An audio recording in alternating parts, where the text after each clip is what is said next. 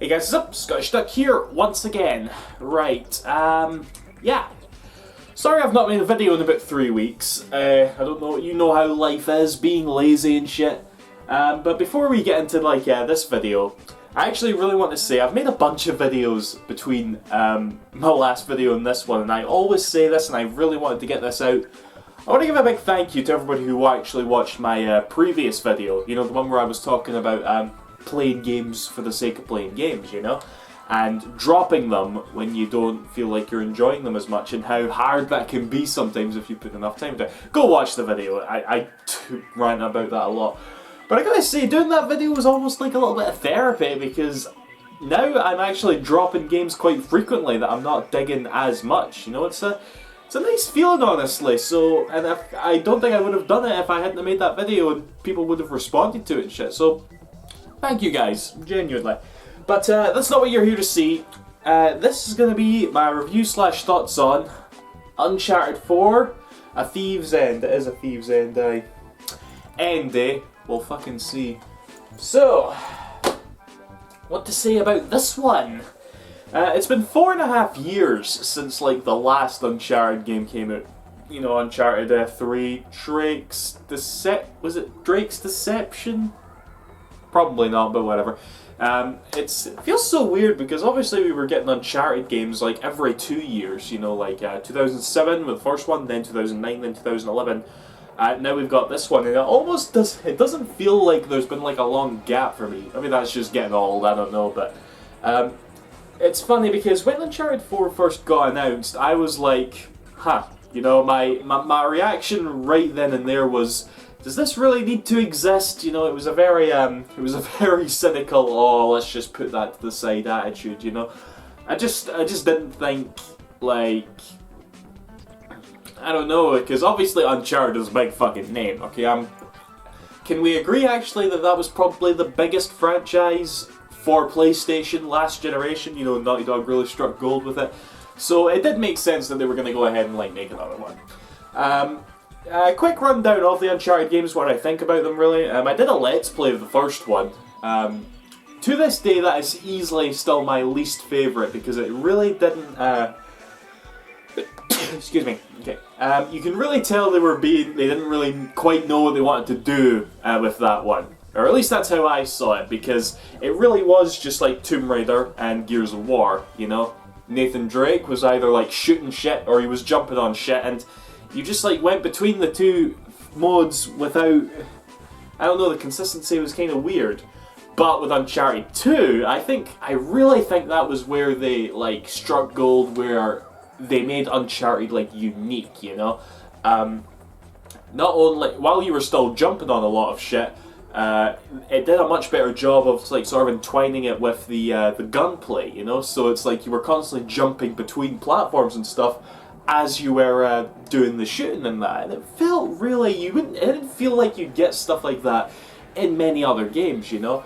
In fact, there are times where, like in Uncharted 4, I was cutting about some of the, you know, areas where you do the shootouts, and they're all really strategically structured. It was kind of weird because sometimes you would go behind a bit of cover and then there would be like these ledges that would lead up to the top of the building or something, just there very conveniently, and it really gave me the impression, you know what, I bet this is a multiplayer map. I haven't touched Uncharted 4's multiplayer, incidentally, but yeah, that was kind of the gist I got, and even though it felt a bit weird, I'm basically just saying that they're really well designed in that sense.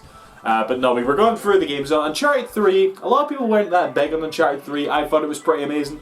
I get that it wasn't really... the expression that I heard that I quite like is that it didn't get quite out of Uncharted 2's shadow, because Uncharted 2 set the bar really high, and Uncharted 3 kind of tried to go for the same thing and didn't do as good a job, but I don't know if it's just because of the people I talk to, but so many people shite on that game.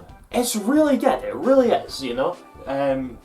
Again, worse than Uncharted 2, but I guess some people kind of look at it and think, well, this isn't as good, clearly this game is bad. I don't know, it's just what I get from that. And one game actually that we can't forget, a lot of us are going to forget, but no, we can't forget this one. Let me grab it, if I can find it. Here it is. Uncharted Golden Abyss. This game's really good, okay? Better than the first one. Honest to God, guys, right? I understand it's on the Vita, and the Vita is kind of... but this is a really, really good Uncharted game. Very deserving to be up amongst with all the other ones, as far as I'm concerned, you know?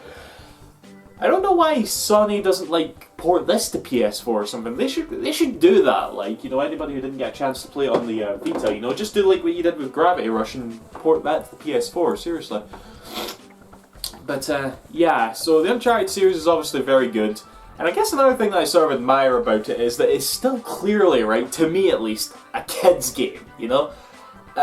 Obviously, there's shooting and there's bleeding and there's a little bit of swearing, but... You know, compare that to other, like, shooting games, like, Resistance, for example, like Gears of War, whatever. The violence is very, like, played down, and it's very, like... It's very family-friendly in that sense, you know, and I can respect that a lot, you know, it's like, you'd be okay with, like, kids of any age playing this game, as far as I'm concerned. But that said, Uncharted 4 is probably, like, a little bit darker. But not by much. I'm just saying, like, I guess The Last of Us sort of rubbed off in Naughty Dog's, like, way that they write their stories just a little bit, in terms of being, like, a little bit darker. But, yeah, where to begin with it? It's an Uncharted game. It's a fucking Uncharted game. That's pretty much the best way I can put it, and I mean that in every sense of the word.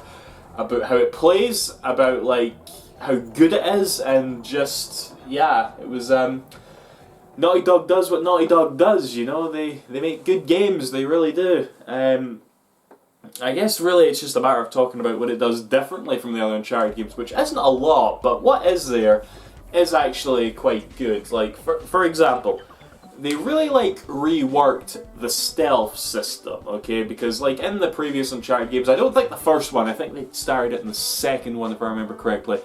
Basically, you would get to a gunfight, and you could actually stealthily take out all your opponents and not have to initiate the gunfight at all. Which again, you know, plays into the whole, you know, jumping about the environment, platforming, you know, and blending that with the gunplay really well, you know. And this game does it a lot better because they kind of have this mechanic where you can, like, you can actually tell how an enemy is, like, viewing you, if they're seeing you, if they think you're there, you know, very, like, Metal Gear-esque in that case.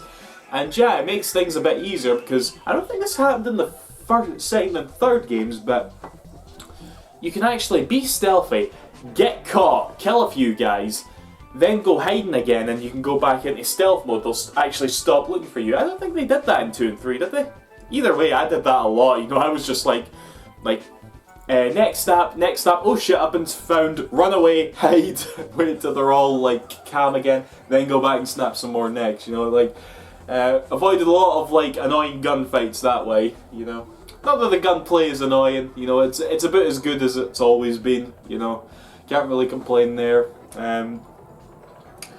But what else? One of the things that they've done, which is, really gotta give, again, props and respect for this, you know, like, they almost made it, they included some areas that are almost open world. I mean, Uncharted 1 was extremely linear, you know, there was no, like, open-endedness to that at all, and as the series went on, it got better, but you were going from set piece to set piece, you know.